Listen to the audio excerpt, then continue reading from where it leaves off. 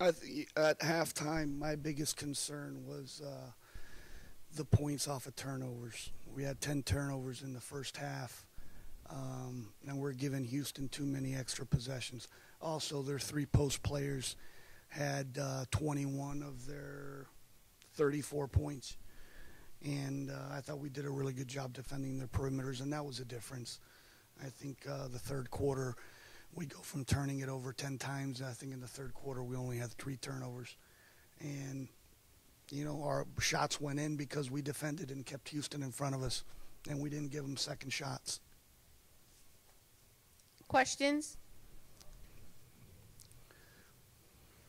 Coach, you're heading to your 6th straight semifinals, but with all the diversities this year, how satisfying is it heading back there? That's what we expect to do. That's what I told our guys. We expect to play for a championship. We expect to play on Monday night. And that's what it was a little different for us playing on day one. But, the first year of the league, we get beat at the buzzer to Louisville. And that year I think we were the 3 or 4 seed when Louisville and Rutgers, it was their last year in the league. Louisville beats us at the buzzer. Louisville and Connecticut go to the Final Four. Us and Rutgers, we're on the bubble and we don't get into the NCAA tournament. Then the next 4 years in the league, we've played UConn for the championship. So it's just a different route to Monday night. This time we're on the other side of the bracket, and we've never faced UConn in the semifinal. If they go, they go ahead and they got East Carolina today.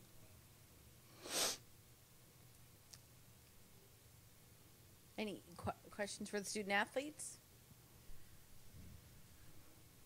This is to both the student athletes. We'll start with Anna, though. Coach already touched upon the speech going into the third quarter there, but I want to hear from you. What was the environment like heading in there when you went on that first 13-2 run, and then you just continued to roll after that? Effort. We just needed to come out with great energy and just outwork them, and that's what I think we did. Yeah, we just got to let our defense lead it to our offense. That way we just keep on rolling with it. So we're getting stops that leads to offensive points. Cindy, you really had a great offensive night tonight, and you haven't hit that groove in a while. What was different tonight that allowed you to have such a great night in scoring? I was just ready to come off the bench and give us some energy and points. I was just ready to play. So.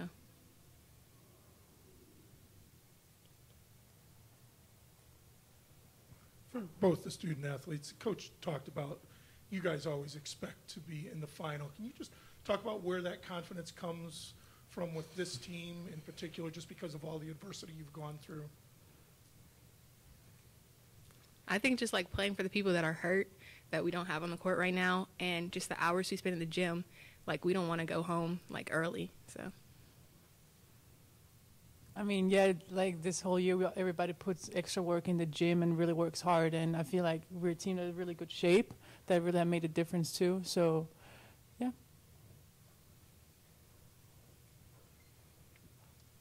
Coach, you beat Houston on the road, I believe, in the first game. You fell in the first game, and then you went back and beat them by 10. How did you change the game? How did you change your game plan heading into today? Or what did you learn in that first couple games? I think, we lost Laura Ferreira right after that first conference game at Temple. And if you look at the 5 games that we lost, you lose to SMU by 2, Cincy by 1, Houston by 1, the Memphis game. We lost about 5 games by a total of 8 points, something like that. But it was things that we needed to go through that to get to where we are now.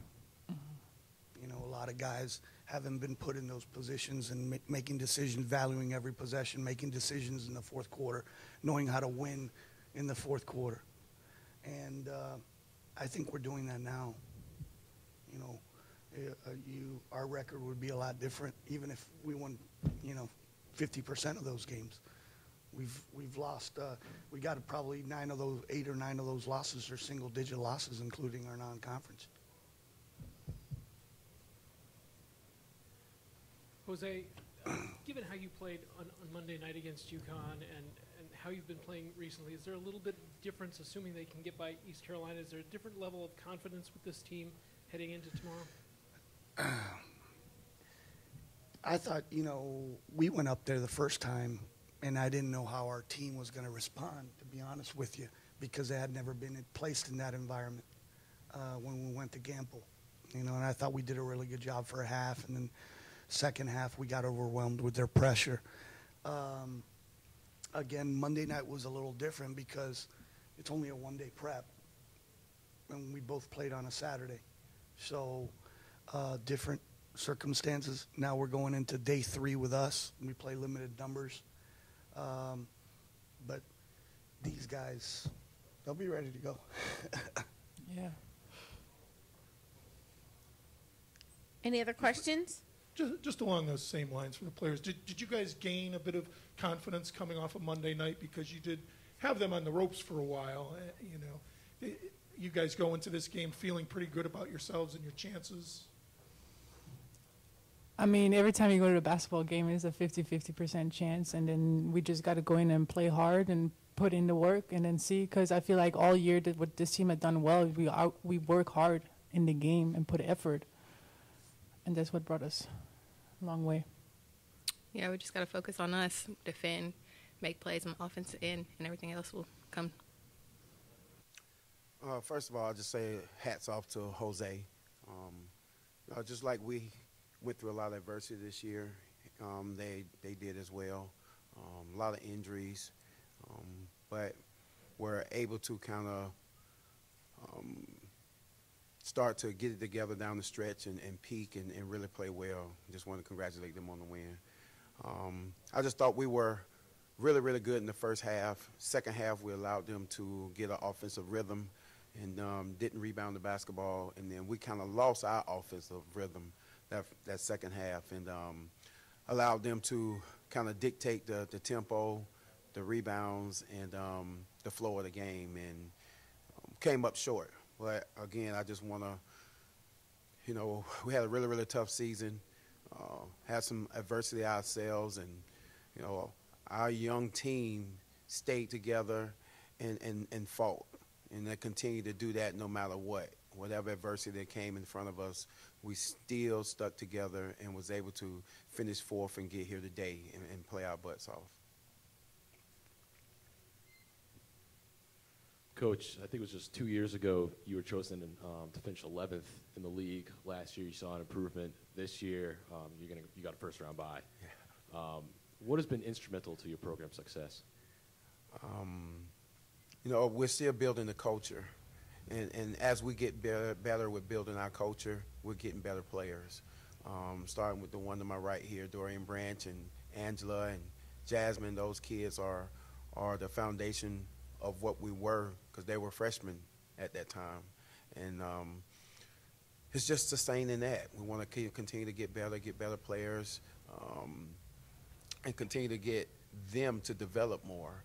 I think we set a record with threes and transition baskets last year, and we came close to it again this year. So we still want to play up-tempo and have a different style than everybody else in the conference. We're down a little numbers this year and wasn't able to press as much as we wanted to, but we still want to continue to have that identity and continue to grow on it. And Dorian, you split with USF, beat them the first time, came up short the second. What did you learn from the regular season games that you wanted to bring to today? Well, I think that we learned that, they're going to run a lot of sets. They want to slow us down. They want to run their sets every possession, and they're just opportunistic in transition. So we were trying to make them speed the game up, and I think that we did that in the first half. But then in the second half, they were able to run their sets, and they got open shots. Hey, Coach, I noticed you were pressing right from the start. I mean, were you happy with the tempo that you played at in the first half there? Yes, it's who we are.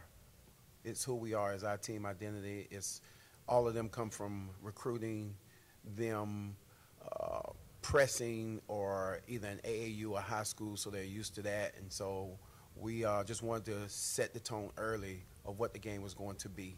and just didn't have a chance to do that the second half. Starting out the second half, struggled to score a little bit, so it's hard to get into your press then, and that's where we kind of started to falter a little bit. Coach, in the second half, there was about a 9-minute stretch where you didn't score.